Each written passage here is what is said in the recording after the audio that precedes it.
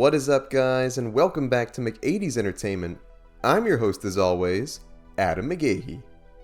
Gather round for yet another terrifying tale from the pages of the Marvel Zombies line of comics. In our last video, we covered the full gory story of the windpipe-eating weather girl herself, Zombie Storm.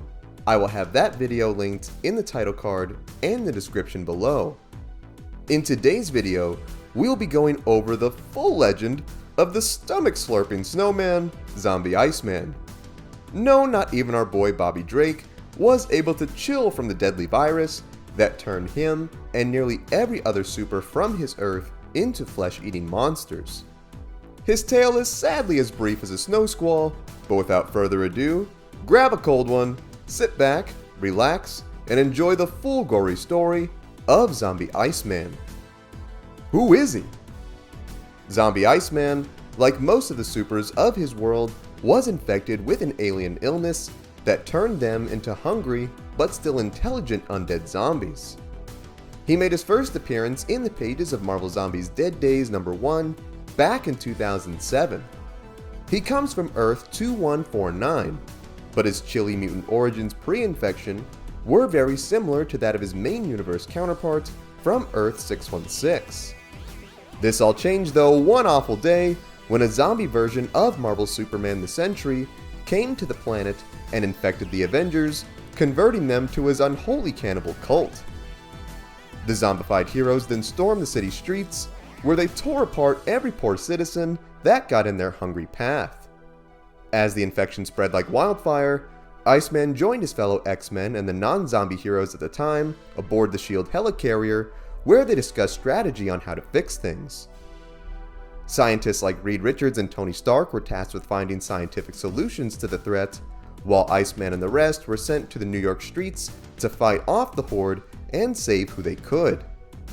Things would quickly prove quite deadly though, for at some point during one of the battles, the likes of Wolverine and Iceman were infected, causing the other heroes to retreat. Although, similar to Sandman who we covered before, how does it work with Iceman getting infected? Dude's body is like legit all ice. It would be like biting into an unflavored popsicle. Sometime after this, a now zombified Iceman and the rest discovered that former villain Dr. Doom was gathering survivors at his castle, where he and his scientists had created a portal device that would lead them to safety in another dimension. Eager to get their hands on this giant bag of human potato chips, Bobby and the other zombies stormed the castle, much to the surprise of a horrified Dr. Doom. As Victor rushed to the portal to save the humans, Ash Williams, yes, the same dude from the Evil Dead movies, also happened to be here at this time. He rushed to Doom's library, where he used the evil book called the Necronomicon to summon an army of Deadites that made their way to the castle and went to war with Iceman and the others. While the Dead Boys put up a great fight, they were no match for the mighty zombie X-Men and the rest, but that was okay because it gave our boy Doom just enough time to get everyone through the portal, which he immediately destroyed. Mind you too, our boy was infected during this, yet held it off long enough to save this last batch of humans. Dr. Doom for the win, baby! With the door to the multiverse locked, the zombie plague would spread throughout the Earth, leaving it nearly devoid of all human life. With not much left to eat, the undead heroes would soon be met by the Silver Surfer, who arrived to announce the arrival of Galactic. The hungry heroes would attack, and a lucky group would get to consume the poor man, where they realized they got his powers, which they used to cook and eat their fellow undead friends. Not long after this, they would soon come face to face with Galactic himself, who they also managed to defeat and eat. After consuming the big boy, the lads got his powers as well, which gave them the ability to travel through space. They then used these abilities to rocket off to the stars, where they began eating every planet and its people that they could find. So remember next time you guys see a shooting star and make a wish, it may not be a star at all. It just may be the Marvel Zombies. Sleep tight, y'all. As the Galactic Horde was off on their cosmic bender, we then meet up with the main universe Deadpool of Earth 616 while on a mission for AIM, who came across the decapitated, but still very living zombified head of his variant from the Zombieverse. The story as to why his head was here is super long, super confusing, yet super awesome. I will have the full link to our Zombie Deadpool video in the description below.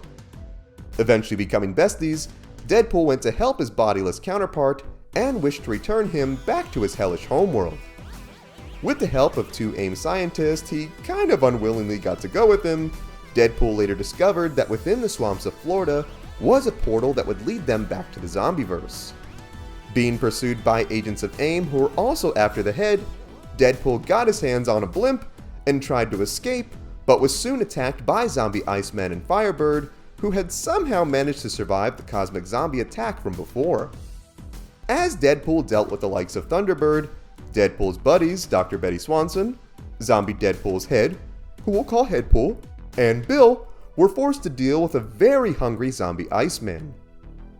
Headpool, who was cured of his hunger, tried to talk to Bobby out of attacking and that he too could be cured, only for the Cannibal Snowman to refuse the peace offering. Headpool's eloquent speech, though, was only a diversion, as Dr. Betty and Bill unleashed a barrage of gunfire on the dude in an attempt to stop him. The mutant laughed at this pathetic attack and went to claim his fleshy prizes, only to be met by Deadpool, who arrived just in the nick of time, in his boxers, while popping a wheelie on a motorcycle. That just may be the most Deadpool thing I've ever seen Deadpool do, and I absolutely love it. Wade then leapt off the bike, which plowed into Iceman, sending him hurtling off the skyscraper that they were in. The icy boy then came crashing down upon a beam, where the motorcycle soon followed and crushed him, permanently paralyzing the former X-Men. Crying out in pain, Bobby asked for Deadpool to help him down, only for the mercenary to walk away, as Iceman cried for his mom. Man, only Deadpool can have an Omega-level mutant cry for his mom, and I'm here for it. And that is the full gory story of Zombie Iceman. His tale was not that long, but it was a great time while it lasted. Iceman is one of few zombies that we get to see after the Galactic zombies left the Earth, which is a time period I always found very interesting. While I can't say I necessarily agree with him being able to get infected, being that he can turn his whole body to ice, it was still cool getting to see the Snowman in action during this gruesome tale. The last time we saw Iceman on the big screen was in X-Men Days of Future Past, where Shawn Ashmore reprised his role as the iconic character. Shawn is great for the role, so I wonder if he will lead his potential voice talents to the character in an upcoming season of the Marvel Zombies TV show. More than anything, I want to hear what you think. Did you know this about Zombie Iceman? Was there something I missed? What other characters would you like to see us cover? Sound off in the comments. Also be sure to give this video a like if you enjoyed today's content, subscribe to the channel, and tap the bell icon to be notified of all of our latest videos. Thank you so much for watching. If you enjoyed the music in this video, it was all made by my boy Ognihs. You can check out his Spotify in the link below. You can also check out our Patreon, also in the link below. Thank you so much for watching. Remember, you are awesome and loved. God bless, and I will see you in the next one.